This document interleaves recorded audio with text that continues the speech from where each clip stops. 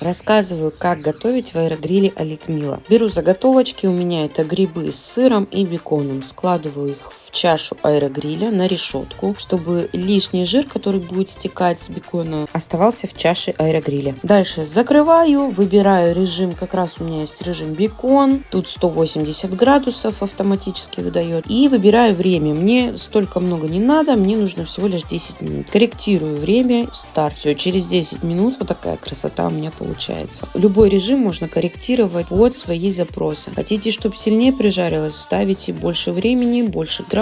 Хотите, чтобы меньше, либо у вас какой-то продукт такой, который запекается быстро, ставите градус меньше, время меньше. Это лучшая моя покупка для кухни за этот год.